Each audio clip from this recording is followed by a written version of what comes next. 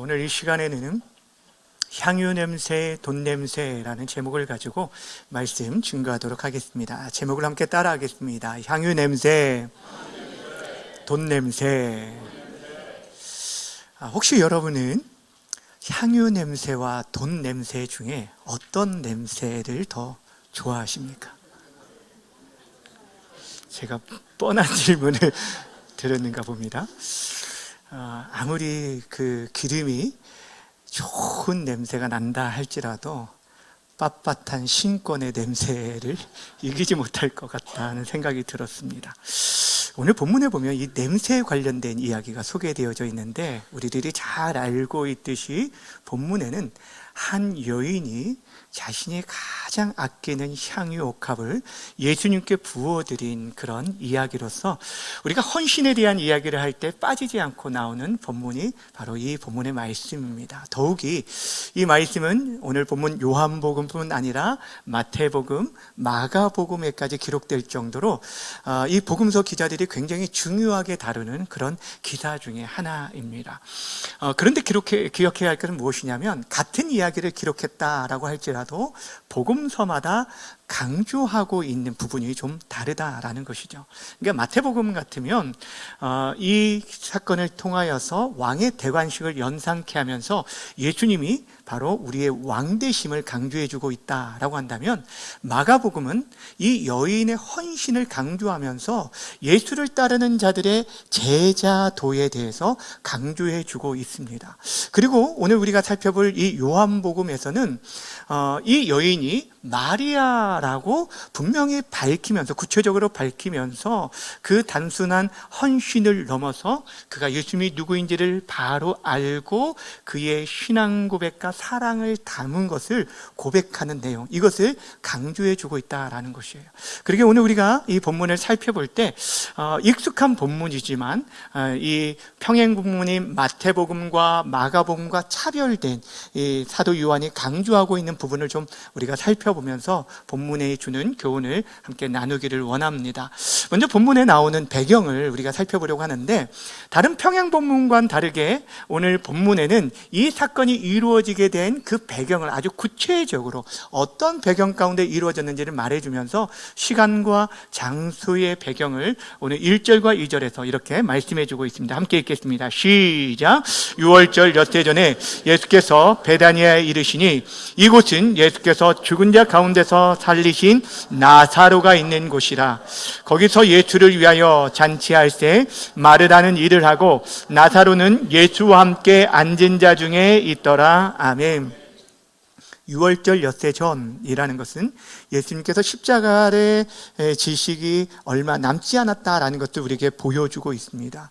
예수님이 십자가 사역을 앞두고서 베단이라는 마을에 가시게 되었습니다. 그런데 이곳을 가리켜 오늘 성경에 뭐라고 말하냐면, 예수께서 죽은 자 가운데 살리신 나사로가 사는 곳이라고 강조해주고 있습니다. 우리가 지난 주일 오후에 살펴봤던 것처럼 바로 앞장의 내용이 무엇이냐면, 예수님께서 말씀 한마디로 죽은 지 나흘이나 된 나사로를 일으킨 사건이 나오게 되어주죠. 여러분, 며칠 전까지만 해도 그곳은 여러분 죽음의 냄새가 가득한 곳이었습니다. 곡하는 소리와 또 이로 인해서 탄식하며 시체 썩은 냄새가 진동했던 곳이었는데, 이제 예수님을 통해서 그곳에 생명의 냄새, 생명의 잔치가 이루어지게 되었다는 거예요. 그래서 오늘 성경은 보면 이에 대해서 이 잔치를 예수를 위한 잔치다라고 소개해 주고 있습니다. 여러분, 이 잔치를 위해서 마르다는 기쁨으로 음식을 준비하였고, 살아난 나사로는 예수님과 함께 지금 그 자리에서 즐겁게 함께하고 있는 시간이었어요. 그런데 이 잔치 자리에 전혀 예상치 못한 일이 일어나게 된 것입니다. 바로 나사로의 누이였던 마리아가 자신의 옥합을 깨트려서 예수님께 부어드리게 되었고, 그 향내가 온 집안에 가득하였다라고 성경이 말해주고 있어요. 이 내용은 요한복음에만 기록되어진 내용입니다. 여러분, 그런데 아이러니하게 그 향내가 가득한 한쪽 구석에 악취를 풍기는 사람이 하나 있었는데 그 사람이 바로 가롯 유다입니다. 오늘은 본문에 등장하는 이 두 사람의 대조를 통하여서 우리가 하나님 앞에서 어떤 향기를 나타내는 자인지를 정직하게 돌아보는 귀한 시간이 되어지기를 바랍니다. 첫 번째 나눌 말씀은 주님께 대한 진실한 사랑만이 온 공동체의 향기를 발할 수 있다라는 사실입니다. 3절 말씀 함께 읽겠습니다. 시작. 마리아는 지극히 비싼 향유 곧 순전한 나드 한 근을 가져다가 예수의 발에 붓고 자기 머리털로 그의 발을 닦으니 향유 냄새가 집에 뭐하더라? 가득하더라. 아멘. 자, 여기 본문에 보시면 마리아가 지극히 비싼 향유를 예수님께 부어드렸다라고 말하고 있는데, 여러분, 이때 부어드린 나드 한 근, 여기 지극히 비싸다라고 말하고 이것이 순전한 나드, 그러니까 불순물이 전혀 섬기지 않은 오리지널 나드 한 근이 여러분 얼마의 가치를 가지고 있는 줄 아십니까? 5절에 의하면 그것이 당시 300데나리온에 해당되는 가치라고 얘기합니다. 여러분, 1데나리온이 하루 노동자의 품삯이라고 말씀을 드렸죠. 그러면 300데나리온이라면 1년 연봉에 해당되는 어마어마한 돈이에요. 쓰지도 먹지도 않고 모아놓은, 오늘날로 치면 수천만 원이 되는 거금입니다. 여러분, 이 돈은 어찌 보면 이 마리아가 평생에 모은 돈일 수도 있고 결혼을 준비하는 지참금일 수도 있을 거예요. 그런데 그것을 여러분 전혀 망설임 없이 그것을 깨어 부어드렸다라는 거예요. 여러분, 어떻게 그것이 가능했을까요? 여러분, 마리아가 그것을 그렇게 드려줄 수 있었던 이유가 무엇이었을까요? 결론부터 말씀드리면 마리아는 예수님이 누구신지를 그가 발견한 후에 다른 어떤 것도 아까워하지 않고 예수님께 모든 것을 부어드렸어요. 여러분, 이 마리아는 자신의 오라버니가 죽은 것을 경험하게 됐잖아요. 그로 인해 슬픔이 얼마나 컸는지 모릅니다. 그런데 예수님께서 오셔서 죽은 지 나흘이나 되었는데 오셔서 말씀합니다. 나는 부활이요 생명이다. 무릇 나를 믿는 자는 죽어도 살고 살아서 나를 믿는 자는 영원히 죽지 않을 것이다 라는 그 말씀을 선포하셨어요. 근데 말씀뿐 아니라 그 말씀 위에 무덤문을 열고 죽은 나사로를 말씀 한마디로 일으키는 것을 그의 눈으로 목도하게 되었어요. 여러분, 이 마리아가 이전에도 예수님을 알고 예수님과 친근한 관계를 유지하고 있었는데 이제 그 예수님에 대해 새로운 인식, 그 눈이 떠지게 되어진 거예요. 자신이 그동안 알고 있었던 예수님, 하나님께로부터 부름받은, 보내심을 받은 선지자 정도는 알고 있었지만 이분은 선지자가 아니라 어떤 분이라는 거예요? 생명의 주인 되신 분이구나, 하나님 나라를 우리에게 주시는 그리스도시구나 라는 것들을 깨닫게 된 거예요. 이 확신 가운데 있을 때 이 마리아는요 더 이상 주저하지 않아요. 자신의 오라버니를 살려주신 은혜에 대한 감사를 뛰어넘어서 우리 모든 인생의 죄를 대속하실 하나님의 어린 양이요 그리스도라는 것들을 어떻게 고백하게 되냐면 바로 그 신앙 고백과 사랑을 향유를 깨트려서 고백하면서 예수님의 장례를 준비하게 되었다라는 것입니다. 여러분, 이 마리아의 태도를 한번 주목해 보실래요? 여러분, 이 지금 마리아가 향유를 깨트리는데 거기서 그치지 않습니다. 그것을 발에 붓는데 무엇으로 그 발을 닦아드리냐면 자신의 머리털로 닦게 되어져요. 마태복음과 마가복음에는 예수님의 머리에 향유를 부었다라고 말을 하고 있는데 오늘 요한복음에는 발에 부어졌다라는 것을 강조하고 있습니다. 그 상황은 지금 머리에 부어진 기름이 발까지 흘렀던 것을 보여주는데, 특별히 사람의 발을 당시에 씻는다라는 것은 몸의 가장 낮은 부분이잖아요. 그는 그 집안에서도 가장 낮은 종이 이 발을 씻겨주었어요. 또한 여인의 머리털은 그 여인의 아름다움과 그의 가장 큰 영광을 상징하는 것이었는데 이 마리아는 자신의 가장 큰 영광을 가지고 예수님의 발을, 가장 낮은 발을 씻겨주면서 나의 가장 큰 영광도 주님의 그 발꿈치에 미치지 못합니다라는 겸손으로 자신이 하나님 앞에 나아가고 있는 거예요. 다시 말하면 이 마리아는요 가장 귀한 것을 가장 겸손함으로 주님 앞에 드리고 있다라는 것입니다. 그리고 그 향내가 어떻게 됐다고요? 온 집안에 가득했다. 여러분, 이 본문을 기록하고 있는 사도 요한은 당시 그 현장에 있었던 사람이었기에 오랜 시간, 지금 이 복음서를 기록하고 있을 때와 거의 50년 가까운 시간이 지났음에도 불구하고 그 냄새가 여전히 나는 것처럼 선명하게 지금 기록하고 있는 거예요. 그만큼 그 향유가 비싼 향유였기 때문에 지금까지 기억나는 것이 아니라 그만큼 진실한 신앙 고백과 사랑이 담겨 있었기에 그렇게 기억되고 온 집안에 향기가 남게 되었다는 거예요. 여러분, 예수님이 누군지를 우리가 알게 되어주고 그분을 만나게 되어주면 우리는요, 그분을 사랑하게 되어져요. 그리고 그 사랑으로 인해서 우리 자신을 온전히 내어드리고 싶어요. 어떤 것도 아까워하지 않아요. 여러분, 사랑해 보셔서 알잖아요. 사랑하면 아깝지가 않아요. 너무 오래됐나요? 다 잊어버리셨나요?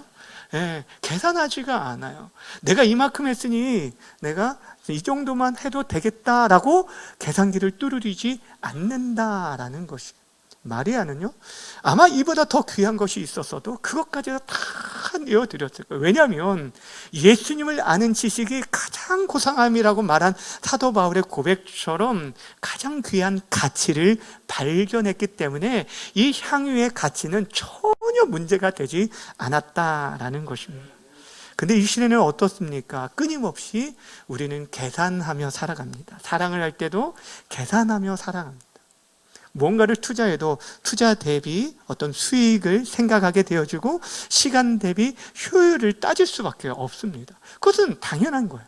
근데 문제는 무엇이냐면 그러한 계산적인 사랑 생각이 우리 신앙생활에도 나타나게 되어져서 내가 이렇게 봉사했으니 이러한 자격이 있고 이러한 대우를 받아야 마땅하다라고 여기고 그런 대우가 이루어지지 않으면 서운함을 나타나게 되어진다.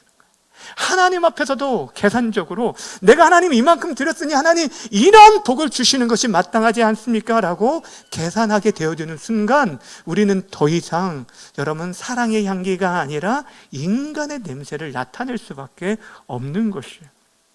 사랑하는 여러분, 우리는 진실한 사랑의 향기를 나타내려면요, 내가 주님 앞에 얼마나 많은 것들을, 좋은 것들을 드려야겠다, 이것을 먼저 생각하기에 앞서서 우리 주님이 어떤 분인지를 깊이 아셔야 돼요. 그 주님의 사랑의 깊이와 높이와 넓이를 우리가 깨달아 알 때 그 사랑 안에 믿음으로 반응하게 되어지고 그때 비로소 우리가 찬양의 고백처럼 주 예수보다 더 귀한 것 없다, 이 세상의 부귀와 명예와 행복과 정말 바꿀 수 없을 정도로 내 인생의 좋은 것들, 모든 것들을 드려줄 수 있는 거룩한 산 제물로 드려줄 수 있다라는 것입니다. 바라고 원하기는 주님을 더욱 깊이 알아감으로 그분의 사랑을 날마다 깊어짐으로 그 사랑의 향기를 나타내며 살아갈 수 있는 우리 모두가 되어지기를 주님의 이름으로 간절히 축원합니다. 두 번째 살펴볼 말씀은 마음에 숨겨진 위선과 탐욕은 악취를 풍길 수밖에 없다라는 것입니다. 여러분, 마리아가 드린 이 향유의 냄새를 시기하고 오히려 비난한 사람이 있었는데 그 사람이 누구입니까? 가룟 유다입니다. 여러분, 마가복음과 마태복음 이 평행 본문에 보면 이 여인을 한 여인이라고 소개하고 구체적으로 누구인지를 밝히지 않고 있습니다. 그런데 요한복음에는 그가 바로 죽었다가 살아난 나사로의 누이 마리아라는 것을 밝혀주고 있고요. 또한 이 마리아의 행동에 대해서 비난한 사람들을 마태복음은 제자들이라고 말하고 마가복음은 어떤 사람들이라고 소개하고 있는데 오늘 요 사도 요한은 정확하게 누구라고 지목을 하냐면 꼭 집어서 가룟 유다라고 얘기하고 있습니다. 여러분, 요한복음, 사도 요한이 요한복음 기록할 때 가룟 유다가 나올 때마다 여러분 6장에서도 뭐라고 하냐면 가룟 유다, 그는 예수를 팔 자다라고 말하고 오늘 본문에서도 예수를 잡아줄 자라고 소개하고 있어요. 4절 말씀 함께 읽겠습니다. 시작. 제자 중 하나로서 예수를 잡아줄 가룟 유다가 말하되. 가룟 유다, 이 가룟 유다는 분명 제자 중에 하나였어요. 3년 동안 예수님과 동거동락했던 12명의 제자 가운데 한 사람, 얼마나 프라이드가 있었을까요? 그 제자 중에서도 사람들의 그 공동체의 돈깨를 맡을 정도로 사람들의 신뢰를 받는 사람이었어요. 겉으로 볼 때는 굉장히 화려한 이력을 가지고 있었지만 그러나 그 속사람은 물질의 노예였다라는 것입니다. 그리고 자신의 그 마음을 숨긴 채 여러분 거룩한 명분을 내세워서 지금 마리아를 비판하는 것을 보게 됩니다. 여러분 그의 말을 한번 들어보세요. 5절 말씀 함께 읽습니다. 시작. 이 향유를 어찌하여 300데나리온에 팔아 가난한 자들에게 주지 아니하였느냐 하니. 아멘. 여러분 이 말은요 결코 부드러운 권유가 아니에요. 아쉬움을 말하는 게 아니에요. 야, 이거 정말 이렇게 팔면 300데나리온 이상의 가치가 있는데 그걸로 가난한 자를 주었으면 더 좋았을 텐데 하는 그런 아쉬움이 아니라는 거예요. 당시 그 분위기가 얼마나 험악했는지 평행 본문을 보면 뭐라고 말을 하고 있냐면 제자들이 분개했다 라고 말하고 이 여인에게 화를 내며 이 여인을 책망했다라고 기록하고 있습니다.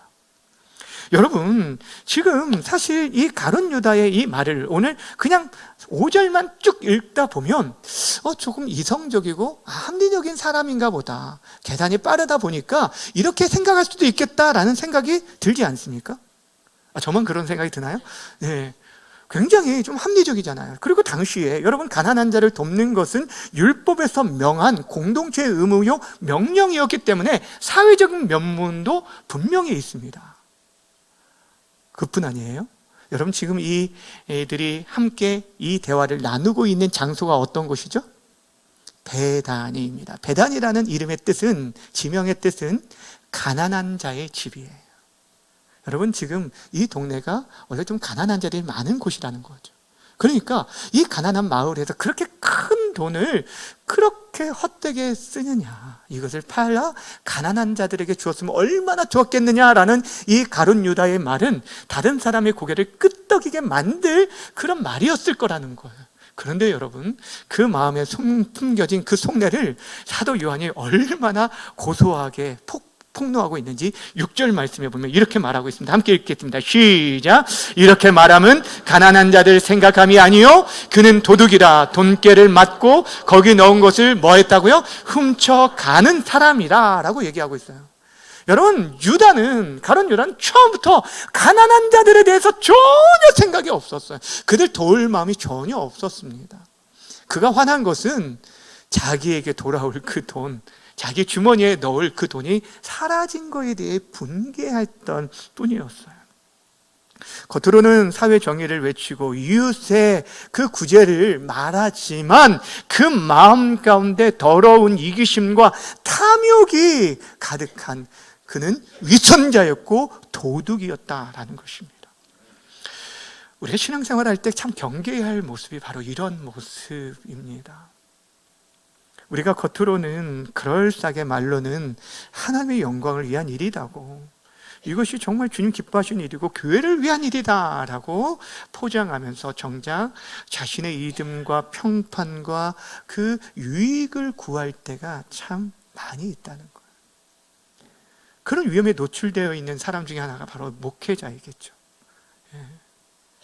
여러분 그런데 우리가 사람을 속일 수 있을지 모르지만 우리의 마음의 행동과 그 동기, 중심을 불꽃 같은 눈꽃으로 보시는 하나님의 눈을 피할 수 없다라는 것이죠. 여러분 탐욕은 결국에 드러나게 되고 지독한 악취를 풍길 수밖에 없습니다. 다른 어떤 것보다 아주 지독한 그 악취가 바로 이 탐욕의 악취입니다. 요즘 TV에 자주 나오는 프로파일러 권일용 교수님이 있는데 그분이 한 번은 TV에서 이런 얘기를 하더라고요. 사건 현장에서 자신이 맡았던 최고의 악취에 대해서 얘기를 했는데 여러분 우리가 보통 생각할 때 어떤 악취라고 생각할까요? 시체가 부패해서 나는 냄새라고 생각을 할 텐데 그분이 뭐라고 했냐면 그것보다 더 악취가 있었다. 뭐냐면 돈이 썩은 냄새라는 거예요. 저는 그 얘기를 듣는 순간 그런 생각이 들었어요. 돈 자체가 문제가 아니잖아요. 그렇죠? 돈을 사랑하는 것이 일만하게 뿌리라고 성경이 말씀하고 있는 것처럼 돈 자체가 문제가 아닌데 그 탐욕으로 인해서 돈의 지배를 받게 되는 순간 우리 안에 부패하게 되고 그 냄새를 풍길 수밖에 없구나라는 거예요. 여러분, 우리가 그리스도인이잖아요.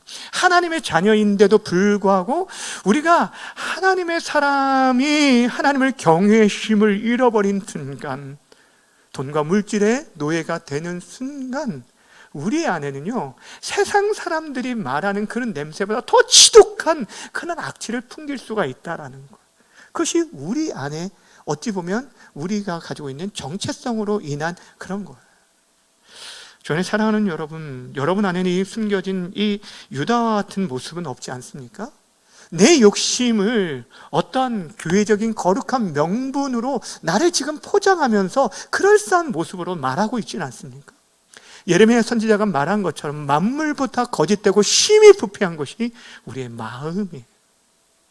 그렇게 우리의 마음을 잘 돌아보는 것, 우리의 말과 행동만 그럴싸하게 포장하는 것이 아니라, 여러분, 우리의 모습만, 겉사람만 깨끗하게 할 것이 아니라 그 중심이 되는 우리의 마음 중심이 정말 하나님을 사랑하고 하나님과 사람 앞에서 거룩함과 진심으로 살아가기를 주님의 이름으로 소망합니다.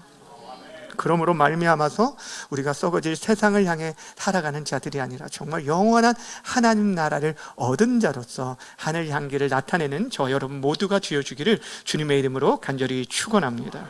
마지막으로 살펴볼 내용은 주님을 사랑할 수 있을 때 우리가 사랑하며 섬겨야 한다라는 것이에요. 오늘 이 유다의 비난에 대해서 예수님께서 이런 말씀을 해주십니다. 7절 말씀, 8절 말씀, 7절과 8절 함께 읽겠습니다. 시작.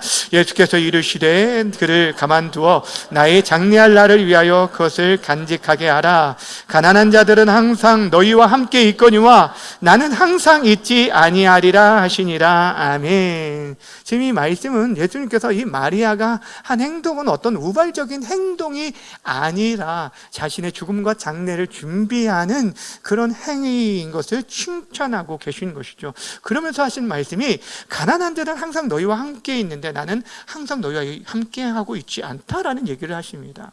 이 말씀은 가난한 자들을 돌보는 일이 중요하지 않다라는 얘기가 아니죠. 그들 돌보는 것은 우리가 맘만 먹으면 언제든지 할 수 있는 일이고, 주님을 섬기고 주님께 지금 사랑을 고백할 수 있는 것은 늘 기회가 주어지는 것이 아니라는 것을 얘기하는 거예요. 다시 말하면 사랑의 때가 있고 헌신의 타이밍이 있다는 것을 우리에게 말씀해 주고 있는 거예요. 그렇게 우리가 기회가 주어질 때, 우리가 정말 주님을 사랑할 수 있을 때 사랑하고 섬길 것을 말씀하고 있는 거예요. 마리아는 바로 그 결정적인 순간을 놓치지 않았습니다.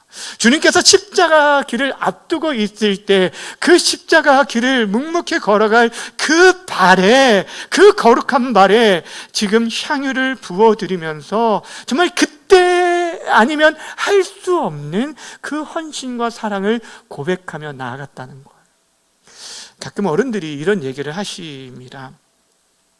아이들을 키울 때 정말 어찌 보면 먹고 살기가 너무 바쁘다 보니까 아이들 이쁜 줄은 모르고 그들과 함께하는 시간을 많이 갖지 못했는데 조금 이제 여유가 생기니까 함께할 아이들이 다 떠나 있더라라는 거죠. 저는 요즘 이제 그런 생각이 많이 들어요. 그래서 제가 이제 양 목사님께도 그런 얘기를 가끔 합니다. 아이들하고 어렸을 때 시간을 함께 보낼 수 있을 때 많이 보내라. 저희 아이들이 벌써 3명인데도 지금 첫째도 둘째도 지금 기숙사에 생활하고 주말에만 오다 보니까 함께 하는 시간들이 점점 줄어들고 이제 좀 지나면 더 바빠진다라고 얘기를 들으니까 야, 이 시간들이 참 소중한데 라는 생각이 들어서 어떻게든지 함께 식사할 수 있는 기회가 있으면 제가 바쁘더라도 그 시간을 내려고 조금 노력하고 있어요.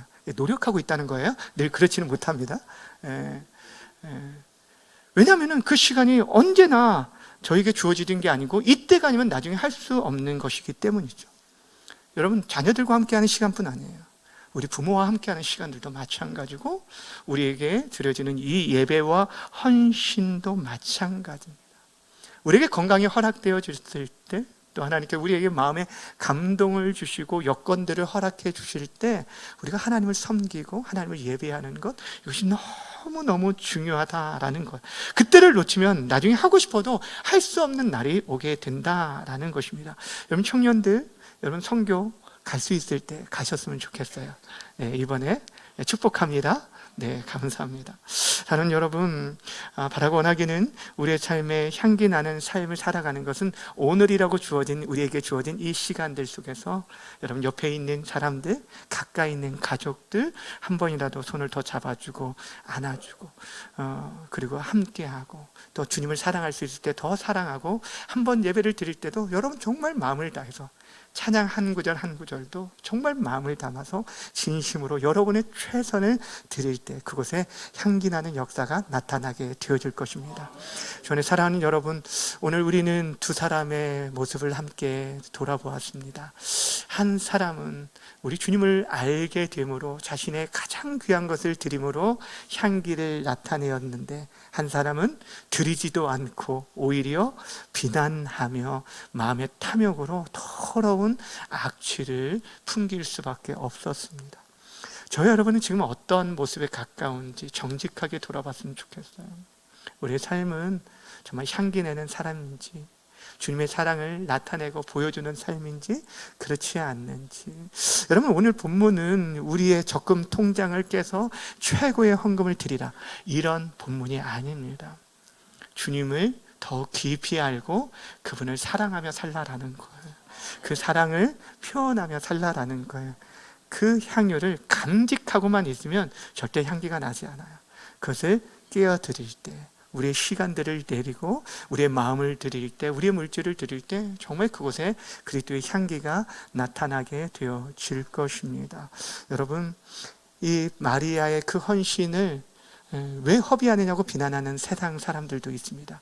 우리의 헌신과 수고를 모두가 다 환영하고 박수 쳐주는 건 아니에요. 때로는 우리 가족들도 그것을 인정해 주지 않을 수도 있습니다. 그러나 여러분, 하나님의 나라는 그 거룩한 낭비를 통해 이루어진다는 사실들을 기억하시면서 여러분의 드려짐으로 인해서 또 오늘이라는 시간 속에서 우리에게 허락된 시간 속에서 최선을 다해서 예배하고 또 주님을 섬기고 또 우리 귀한 지체들을 사랑하여 섬기면서 정말 우리가 가는 곳에 우리의 가정과 공동체 안에 정말 그리스도의 향기가 아름답게 풍겨나게 되어지는 하나님의 사람들 다 되어주기를 주님의 이름으로 간절히 축원합니다.